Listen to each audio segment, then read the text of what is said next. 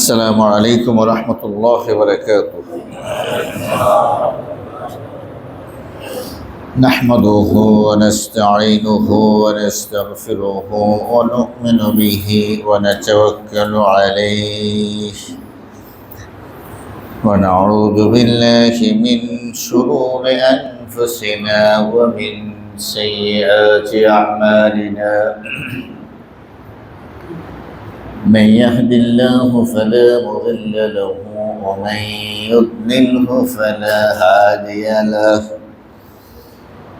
وأشهد أن لا إله إلا الله وحده لا شريك له، وأشهد أن سيدنا وحبيبنا محمدا عبد الله ورسوله الذي أرسله بالحق بشيرا ونذيرا وداعيا إلى الله بإذنه وسراجا منيرا. قال الله تعالى في القرآن الكريم والفرقان الحميد: أعوذ بالله من الشيطان الرجيم. بسم الله الرحمن الرحيم. ولكل أمة أجل، فإذا جاء أجلهم لا يستأخرون ساعة ولا يستقدمون. اللهم صل وسلم وبارك على محمد وعلى آله وصحبه أجمعين. সম্মানিত শ্রদ্ধেয় দিনদার ইমানদার ভাইয়েরা, আল্লাহ জাল্লা ওয়া আলার হাজারো কোটি শুকর যে তিনি আমাদেরকে সহি সালামতে নিরাপদে সালাতুল জুমা আদায়ের জন্য সুযোগ করে দিয়েছেন। কালিমাতুশ শুকর আদায় করে পড়ছি আলহামদুলিল্লাহ।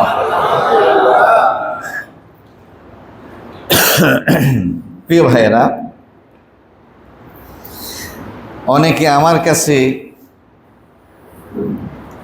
পরিবর্তিত পরিস্থিতিতে ভিন্ন ধরনের আলোচনা প্রত্যাশা করেন। আমি একটা কথা পরিষ্কার আপনাদেরকে বলতে চাই, সেটা হলো সময়ের পরিবর্তনে আমাদের বক্তব্যের পরিবর্তন, এটা ইসলাম সাপোর্ট করে না। আমি আপনাদের অনেকের মন মতো বক্তব্য দিতে পারবো না, সেই জন্য আগেই দুঃখ প্রকাশ করে নিচ্ছি। আমাদের চলার পথ সব সময় ইসলামের পথ হওয়া এটা জরুরি। ইসলাম সব সময় মজলুমের পক্ষে কথা বলে, জালেমের বিপক্ষে কথা বলে, এটা মাথায় রাখবেন। এখন আগেকার জালেম আর পরবর্তীতে জালেম কোনো পার্থক্য নাই। আল্লাহর বিবেচনায় জালিম সবসময় জালিম। সেটা হতে পারে পরিবর্তনের আগে, হতে পারে পরিবর্তনের পরে, এটা মাথায় রাখবেন। আর আমাদের কোনো বক্তব্য সমসাময়িক বিষয়কে নিয়ে নয়। আমাদের বক্তব্য আপনাদের সবাইকে সাথে নিয়ে আল্লাহ তাআলার জান্নাত পর্যন্ত যাওয়া। এর আগে যদি আমরা থেমে যাই, আমরা ব্যর্থ, আমরা পরাজিত। এটা মাথায় রাখবেন। আমাদের চূড়ান্ত লক্ষ্য হলো আমাদের পরকাল, আমাদের চূড়ান্ত লক্ষ্য হলো জাহান্নাম থেকে বাঁচা আর জান্নাতে প্রবেশ করা। সেজন্য গত জুমায় আমি আপনাদেরকে জিজ্ঞেস করেছিলাম শুরুতে, বিগত সরকারের পতনে আপনারা খুশি কিনা? আপনারা অনেকে জবাব দিয়েছেন যে আমরা খুশি। তখন আমি বলেছিলাম, আপনি যে খুশি হইলেন এই অনুমতি আপনাকে কে দিয়েছে? প্রশ্ন হলো, এই কথাটা আমি কেন বললাম? গত জুমায় আমি এই আলোচনা করতে পারি নাই। আজকে আমি আপনাদেরকে একটি আয়াত থেকে আমার বিগত জুমার বক্তব্যের অংশ একটু পরিষ্কার করতে চাই। সূরাতুল হাদীদের 23 নং আয়াতের মধ্যে আল্লাহ তাআলা বলছেন, মা আসাবা মিন মুসিবাতিন ফিল আরদি ওয়ালা ফি আনফুসিকুম ইল্লা ফি কিতাব। তোমাদের ব্যক্তি জীবনে এবং জমিনের মধ্যে যেই মুসিবতই হবে, যেই সমস্যাই হবে, আল্লাহ তাআলা বলতেছেন এটা আল্লাহ তাআলা কিতাবের মধ্যে লিখে রেখেছেন। কিসের মধ্যে লিখছেন? কিতাবের মধ্যে। সেই কিতাবটা কখন লেখা? মিন ক্বাবলি আন নাবরাহা। আল্লাহ তাআলা বলছেন এই পৃথিবী সৃষ্টির আগে, পৃথিবী সৃষ্টির আগে এটা আল্লাহ লিখে রেখেছেন। এবং আল্লাহ বলছেন ইন্না যালিকা আলাল্লাহি ইয়াসির। এই যে এত আগে তিনি এই বিষয়টা লিখে রেখেছেন, এটা আল্লাহ তাআলার জন্য কোনো কঠিন বিষয় না। এটা আল্লাহর জন্য কি? সহজ। এটা আল্লাহর জন্য সহজ। আরেকটা হাদিসের মধ্যে আসছে যে নবী মুহাম্মদ সাল্লাল্লাহু আলাইহি ওয়াসাল্লাম বলেছেন, আসমান এবং জমিন সৃষ্টির 50,000 বছর আগে আল্লাহ তাআলা এই কিতাব লিখেছেন।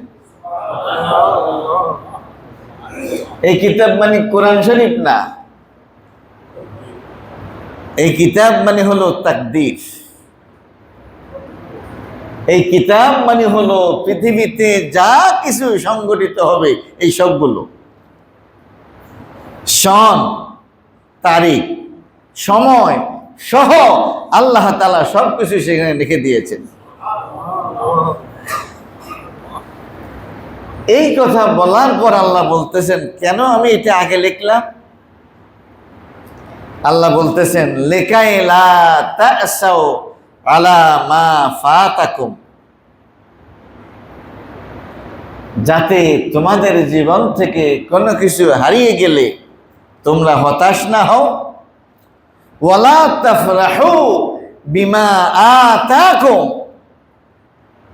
এবং যাতে তোমরা কোনো কিছু পেয়ে আনন্দিত না হও। তাহলে কথাটা কি আমার?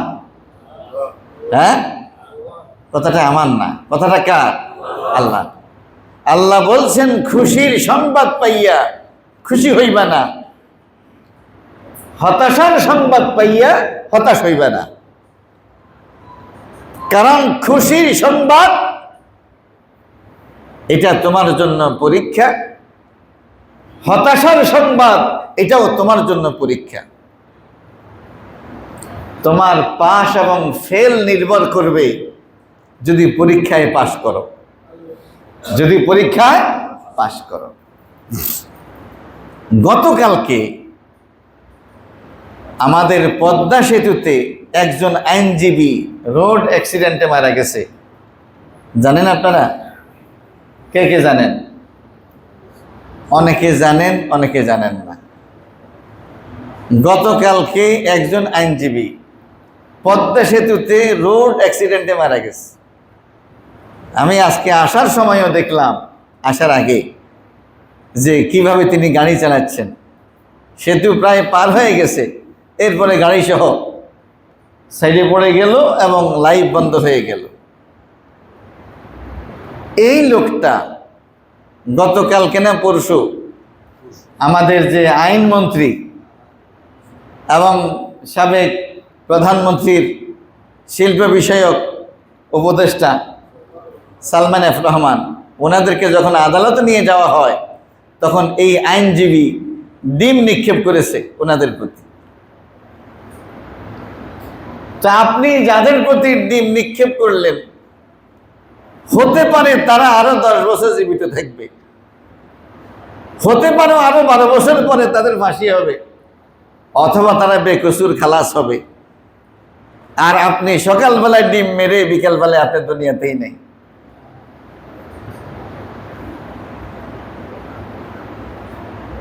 আমি এই কথাগুলো কেন বললাম? আমি এই জন্য বলছি, আপনার পরকাল নির্ভর করবে আপনার আমলের উপর, আপনার সফলতা নির্ভর করবে আপনার জান্নাতে যাওয়ার উপর, আপনার আখিরাত নির্ভর করবে আপনার ব্যক্তিগত সততা, বিশ্বস্ততা, আমানতদারিতার উপর। আল্লাহ তাআলা আমাদেরকে বুঝার তৌফিক দান করুন, সবাই বলেন আমিন। ব্যক্তির হায়াত যেমন নির্ধারিত, পরিবারের হায়াত যেমন নির্ধারিত, দলের হায়াত যেমন নির্ধারিত, একটা জাতির হায়াত এটাও নির্ধারিত।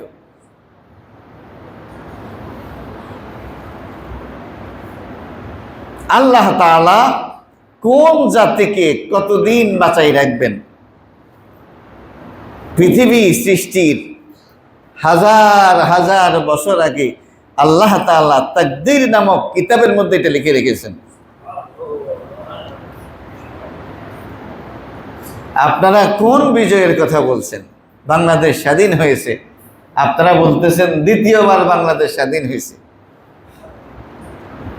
আমরা আপনাদের সাথে দ্বিমত পোষণ করছি না, আমরা আপনাদের সাথে একমত পোষণ করছি। আপনারা বাংলাদেশকে দ্বিতীয়বার স্বাধীন করেছেন। কেন স্বাধীন করেছেন?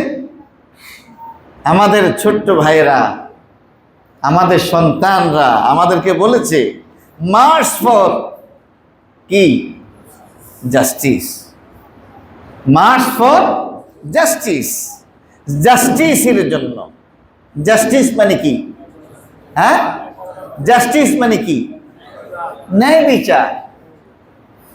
জাস্টিস মানে হলো ন্যায় বিচার। ন্যায় বিচারের জন্য তারা মার্চ করেছে এবং তারা বলছে গুলি আমাদেরকে থামাইতে পারবে না।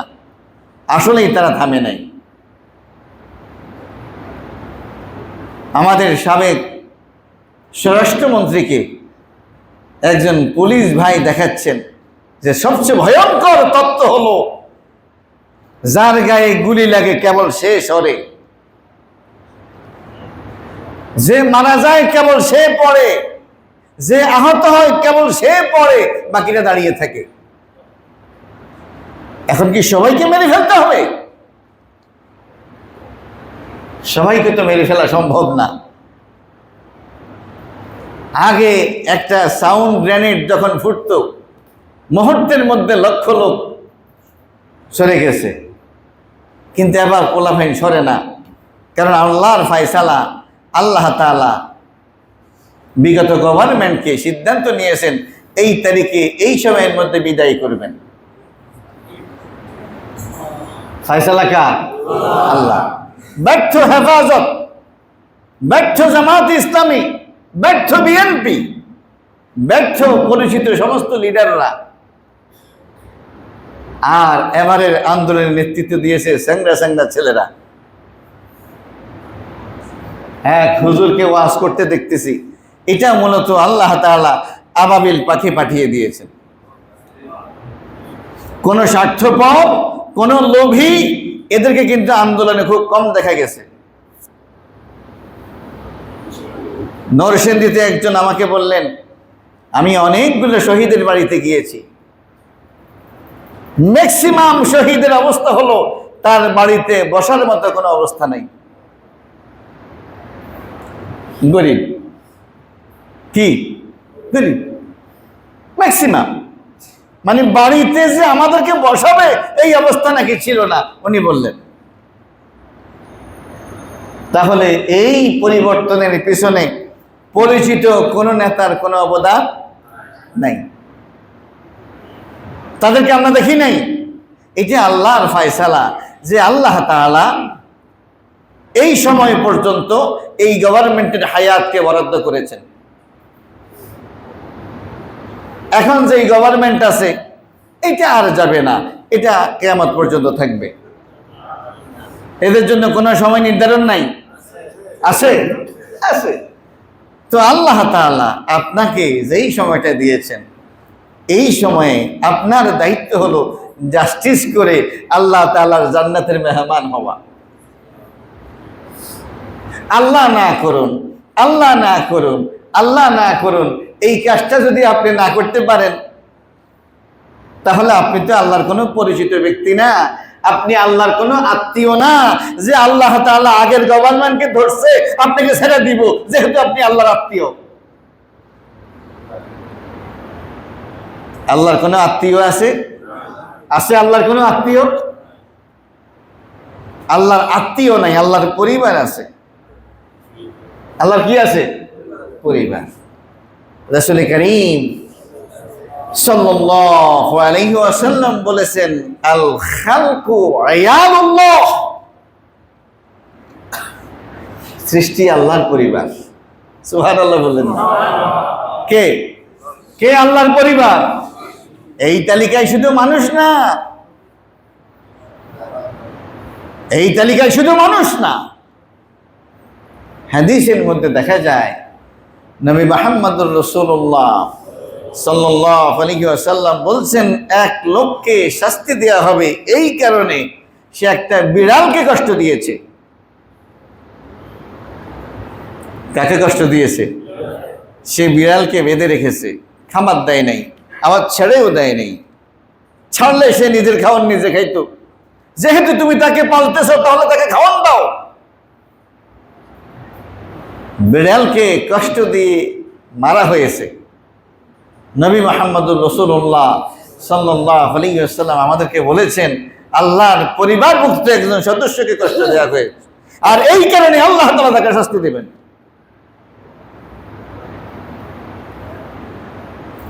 ওই হাদিস কি আমরা পড়ি নাই? ওই হাদিস কি আমরা শুনি নাই? একজন ব্যভিচারী নারী, আল্লাহ তাআলা তাকে মাফ করে দিয়েছেন, কারণ তিনি একটা কুকুরের প্রতি রহম করেছেন। কারণ কুকুর হলো আল্লাহর পরিবারভুক্ত একটা সদস্য। কি হলো? এই ব্যভিচারী মহিলা একটা কূপের পাশ দিয়ে যাচ্ছে, তিনি লক্ষ্য করলেন ওই কূপের পাশে বসা একটা কুকুর। কি মানে তৃষ্ণায় পিপাসায় তার জান যেন বের হয়ে যাবে, জিহ্বা বের করে সেভাবে পানির জন্য পাগল হয়ে আছে, কারণ কূপ তো হলো গভীর। ওই ভদ্র মহিলা তিনি তার ওড়নার সাথে তার মুজা বেঁধে এরপরে তিনি কূপ থেকে পানি উঠাইয়া ওই কুকুরকে পানি পান করিয়েছেন। ইসলামের নবী মুহাম্মদুর রাসূলুল্লাহ সাল্লাল্লাহু আলাইহি ওয়াসাল্লাম আমাদেরকে সংবাদ দিয়েছেন, আল্লাহর একটা সৃষ্টি জীবের প্রতি রহম করার কারণে আরশে আজিমের মালিক তার প্রতি খুশি হয়ে গেছে, এবং সে যে ব্যভিচার করেছে বিনিময়ে আল্লাহ তাআলা তাকে মাফ করে দিয়েছে। কোন দলের প্রতি আমাদের মহব্বত নাই, যেমন কোন দলের প্রতি আমাদের কোনো ঘৃণা নাই। আমাদের মহব্বত হলো কাজের সাথে, আমাদের ঘৃণা হলো অপকর্মের সাথে। আমাদের সমাজপতিরা আমাদের রাজনীতিবিদরা এরা আমাদের নিষ্পাপ নাবালেগ অপরিপক্ক সন্তানদেরকে জাহান্নামের পথে ঠেলে দিয়েছে। আল্লাহ তাআলা তাদের বিচার করো, দুনিয়া এবং আখিরাতে তাদেরকে অসম্মানিত করো।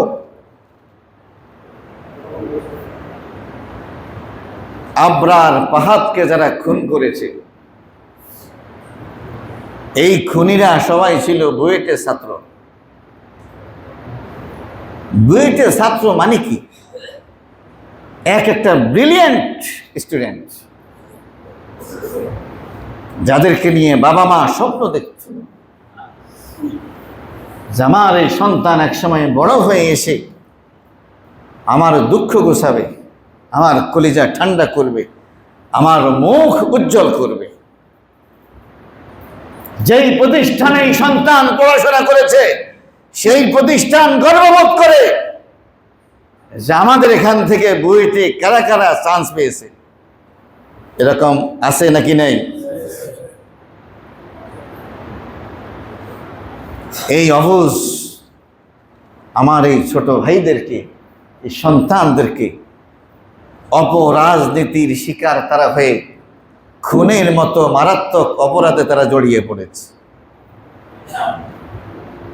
গতকালকে আমরা একটা জানাজার দৃশ্য দেখলাম। জসিমউদ্দিন রহমানী নামে এক ভদ্রলোক,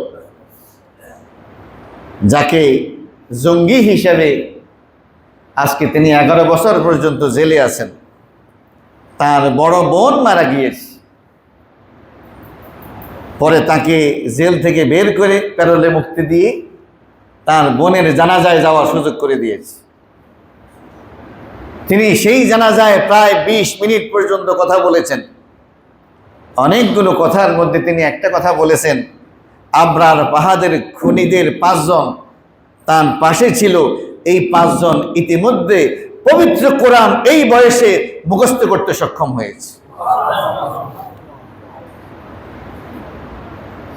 কথায় বলে সৎ সঙ্গে স্বর্গবাস, অসৎ সঙ্গে সর্বনাশ। নিঃসন্দেহে এই খুনি সন্তানগুলো, আমার এই ছোট ভাইগুলো এখন কারাগারে তাহাজ্জুদের নামাজ পড়ে আর কান্না করতে করতে নিশ্চয়ই ফ্লোর ভিজিয়ে দিচ্ছে, কিভাবে আমাদেরকে ধ্বংস করা হলো। এই হলো আমাদের অপরাজনীতি, এই হলো আমাদের এই সমাজ ব্যবস্থা। এই সন্তানগুলোকে যদি আমরা সুশিক্ষা দিতে পারতাম, আমাদের প্রতিষ্ঠানগুলোকে যদি কোরআন এবং সুন্নাহর শিক্ষা আমরা নিশ্চিত করতে পারতাম, পরকালের শিক্ষা যদি আমরা নিশ্চিত করতে পারতাম, পরকালমুখী নৈতিক শিক্ষা যদি আমরা তাদেরকে দিতে পারতাম, তাহলে নিঃসন্দেহে আমাদের প্রতিষ্ঠানগুলো থেকে সন্ত্রাসী চাঁদাবাজ এইভাবে বের হতো না।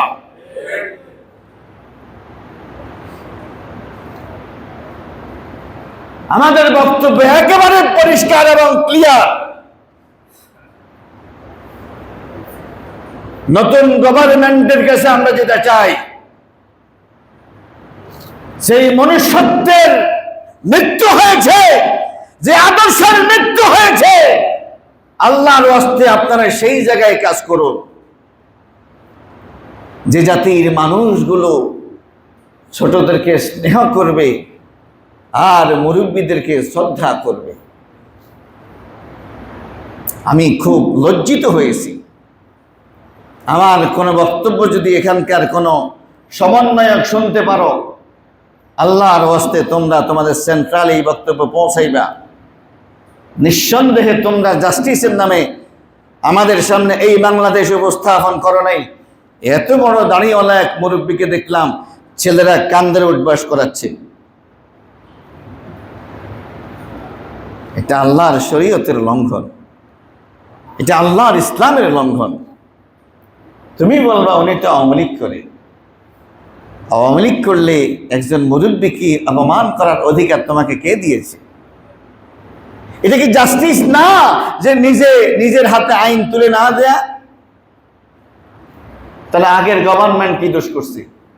ওরা বিনা বিচারে যদি মানুষকে খুন করে, বিনা বিচারে যদি মানুষকে আহত করে, তোমরা যদি একই কাজ করো, তাহলে তোমাদের এই পরিবর্তনের কি প্রয়োজনটা দেখা দিয়েছে? আরেকজনকে দেখলাম যে তাকে উলঙ্গ করে তাকে নাচতে বলা হচ্ছে যে তুমি ড্যান্স করো, আর নাচো। যদি তার জাঙ্গা পরনে না থাকতো, না, এই বাংলাদেশ আমরা দেখতে চাই না। কেউ যদি অপরাধী হয়, তাকে তোমরা আইনের হাতে তুলে দাও, আইন তার বিচার করবে। ইসলাম প্রতিহিংসা বিশ্বাস করে না, তথা কথিত প্রতিশোধ ইসলাম পছন্দ করে না। ইসলাম ইনসাফকে ফরজ করে দিয়েছে। ইনসাফ করা এটা কি? ইনসাফ করা এটা কি? ইনসাফ করা এটা কি? কোরবানির যে আমরা পশু জবাই করি, নবী মুহাম্মদুর রাসূলুল্লাহ সাল্লাল্লাহু আলাইহি ওয়াসাল্লাম বলেছেন, পশুকে কষ্ট দিয়ে জবাই করা যাবে না। তারা আল্লাহর সৃষ্টি। আল্লাহ তোমার জন্য এই পশুর গোশত খাওয়াকে হালাল করেছেন, যেন তেন ভাবে নয়। ধারালো অস্ত্র দিয়ে দ্রুত তাকে জবাই করো। কি? ধারালো অস্ত্র দিয়ে জবাই করো, যাতে কম সময়ের মধ্যে তার জবাই সম্পন্ন হয়, সবগুলো রোগ কেটে যায়, কম কষ্টে সে দ্রুত মারা যায়। ইসলামের নবী মুহাম্মদুর রাসূলুল্লাহ সাল্লাল্লাহু আলাইহি ওয়াসাল্লাম আমাদেরকে বলেছেন, তার মানে মৃত্যু নিশ্চিত হওয়ার আগে তার চামড়া খুলতে তোমরা তাড়াহুড়া করো না। তোমরা জাস্টিস প্রতিষ্ঠার জন্য সংগ্রাম করেছো, আল্লাহ তাআলা তোমাদের এই পবিত্র সংগ্রামকে কবুল করুন। সবাই বলেন আমিন। জাস্টিস প্রতিষ্ঠার জন্য জাস্টিস চর্চা করতে হয়। জাস্টিস প্রতিষ্ঠার জন্য কি করতে হয়? জাস্টিস চর্চা করতে হয়। এবং সেটা ব্যক্তি থেকে শুরু হবে, পরিবার থেকে শুরু হবে, সমাজ থেকে শুরু হবে, রাষ্ট্র পর্যন্ত যাবে। আল্লাহ তাআলা আমাদেরকে বুঝার তৌফিক নসিব করুন। ভেতর থেকে যতক্ষণ পরিবর্তন না হবে, ততক্ষণ পর্যন্ত সমাজের পরিবর্তন হবে না। আমাদের একটা বাগিনী বোন, তার অনেকগুলো বক্তব্যের একটা বক্তব্য ছিল, হারাম খেয়ে সহ্য করা এত সহজ না। তার অনেকগুলো বক্তব্যের একটা বক্তব্য হলো, হারাম খেয়ে সহ্য করা এটা কি না, এত সহজ না। আল্লাহর ওয়াস্তে হালালকে যথেষ্ট মনে করুন, আল্লাহর কাছে দোয়া করুন সবসময়, আল্লাহুম্মা কফিনি বিহালালিকা আন হারামিকা ওয়া আগনিনি বিফদলিকা আম্মান সিওয়াক। আয় আল্লাহ, হালালকে আপনি আমার জন্য যথেষ্ট করেন, হারামকে নয়। আয় আল্লাহ, আপনার দয়া আর অনুকম্পায় আপনি আমাকে অমুখাপেক্ষী করুন, হারামের প্রতি আপনি আমাকে মুহতাজ কইরেন না। চাকরি যদি আপনার না পোষায়, চাকরি ছেড়ে দেন, ওই বাখরখানে বিক্রি করেন। ঘুষ নেয়া এটা জুলুম না? কি ঘুষ নেয়া এটা জুলুম না? হ্যাঁ, আপনি এখানে বৈশা অন্যান্য মন্ত্রী এমপিদেরকে গালি দিবেন, হেরা জালিম, আপনি খুব মুনসিফ। কি আজকে আমার পাশে বসা একজন গাড়ি দিয়ে একসাথে আসার সময়, ওই যে সেটেলমেন্টের চাকরি করে আর কি, তো উনি বলতেছেন যে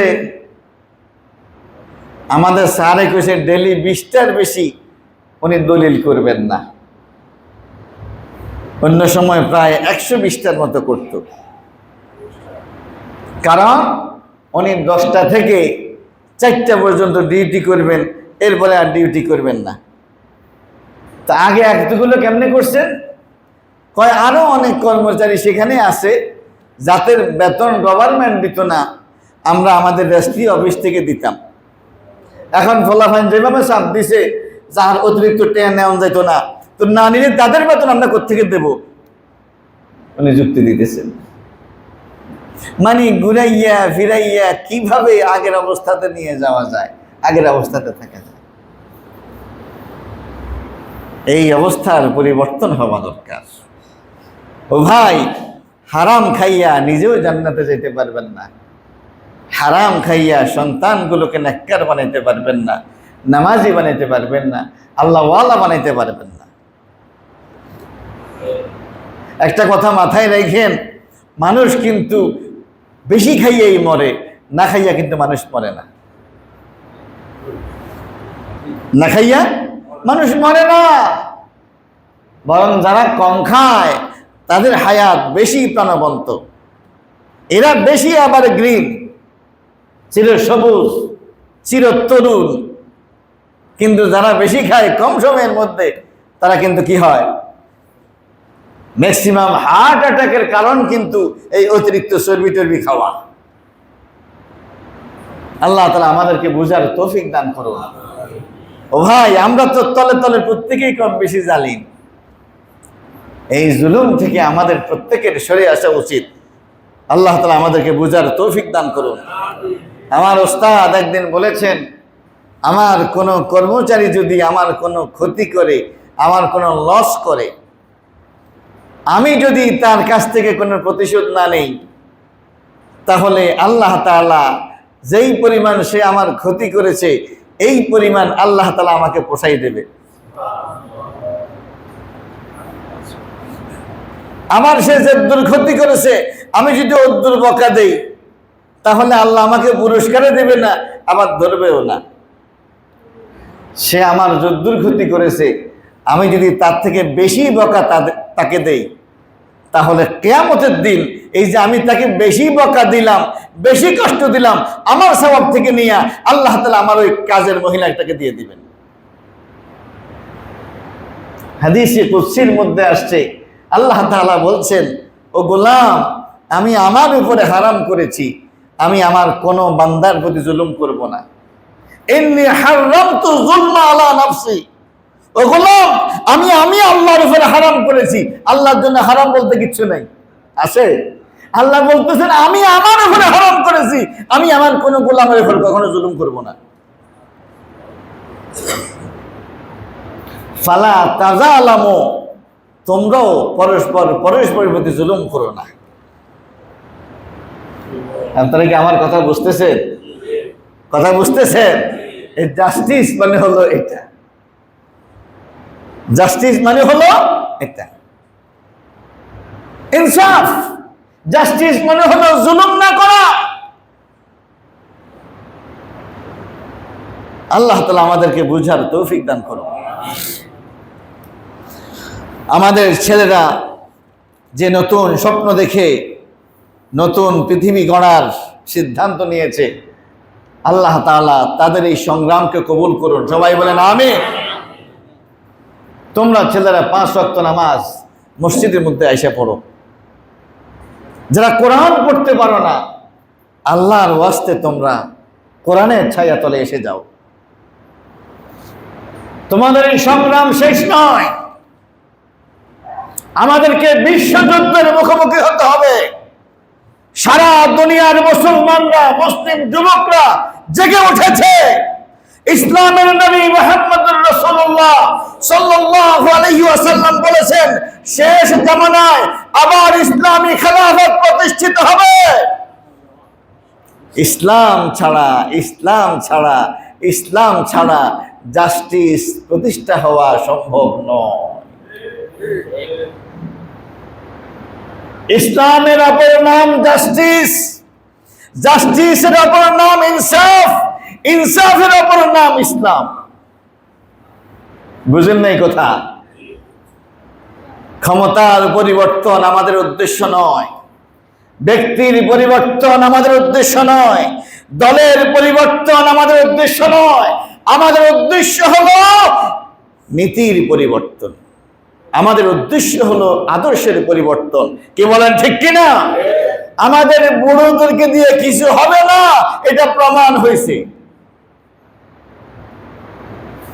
আল্লাহ তাআলা যুবকদের প্রশংসা করেছেন।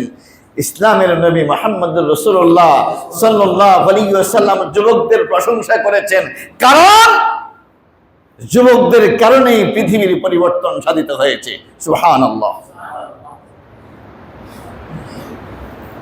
সুতরাং আমার যুবক ভাইদেরকে আমি বলবো, আমি আমার সমন্বয়ক ভাইদেরকে বলবো, তোমরা আমাদের কলিজার টুকরা, তোমরা আমাদের সন্তান, তোমরা আমাদের ছোট ভাই। তোমাদের এই সংগ্রাম ততক্ষণ সফল হবে না যতক্ষণ না আমরা কোরআনের সোনালী রাজ দেখতে না পাবো, যতক্ষণ না নবী মুহাম্মদুর রাসূলুল্লাহ সাল্লাল্লাহু আলাইহি ওয়াসাল্লামের দেখানো শরীয়ত আমাদের সংবিধান হবে, ততক্ষণ পর্যন্ত জাস্টিস প্রতিষ্ঠিত হবে না। আমার নবী দুটো জিনিস প্রতিষ্ঠা করেছেন। কয়টা জিনিস? কয়টা জিনিস? একটা হলো শরীয়তুল্লাহর প্রতিষ্ঠা। কিসের প্রতিষ্ঠা? শরীয়তুল্লাহর প্রতিষ্ঠা। শরীয়তুল্লাহ, কোন সংবিধান নয়, সংবিধান একটা। সেটা কি? সেটা কি? দস্তুরুনা আল কোরআন। আমাদের সংবিধান হলো আল কোরআন। আমাদের সংবিধান কি? আল কোরআন। আমাদের পূর্বের প্রধানমন্ত্রী বলেছেন ওনার গভর্নমেন্ট চলবে, ওনার গভর্নমেন্ট চলবে মদিনার সনদের আলোকে। উনি এটা বলেছেন। ও ভাই, ইসলামের নবী মুহাম্মদ সাল্লাল্লাহু আলাইহি ওয়াসাল্লাম তিনি এমন কোনো কথা বলেন না, এমন কোনো কাজ করেন না যেটা অসামঞ্জস্যপূর্ণ। মদিনার সনদ প্রতিষ্ঠা করতে গেলে বেনজিরের মতো চোরকে দিয়ে সম্ভব নয়, মতিউরের মতো ডাকাতকে দিয়ে সম্ভব নয়। ইসলাম একটি সোনালী ব্যবস্থা, এটা প্রতিষ্ঠার জন্য সোনালী মানুষের প্রয়োজন। আপনার চতুর্পাশে যারা ছিল সব ছিল চোর, ডাকাত, গুন্ডা, বদমাশ, খুনি। এদেরকে দিয়ে আপনি মদিনার সনদ বাস্তবায়ন করবেন? এটা তামাশা, এটা ভণ্ডামি, এটা প্রতারণা।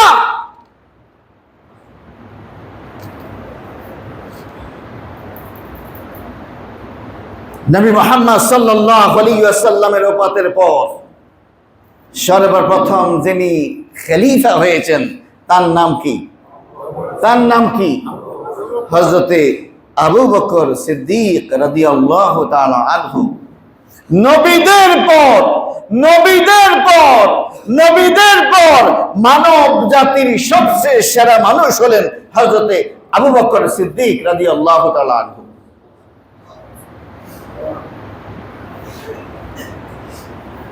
তাহলে শরীয়তুল্লাহ প্রতিষ্ঠার জন্য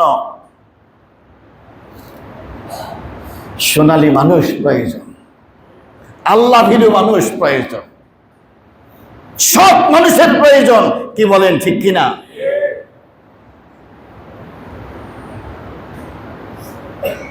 আমি সকল দলকে আহ্বান করব, আল্লাহর ওয়াস্তে আপনারা প্রত্যেকে নিজ নিজ দলে সততার চর্চা করুন।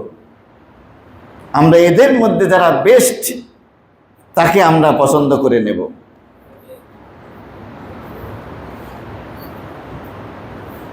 আপনারা আল্লাহ ভীরু প্রার্থী আমাদের সামনে উপস্থাপন করুন, যিনি ইতিপূর্বে তার সততার নজির উপস্থাপন করেছেন।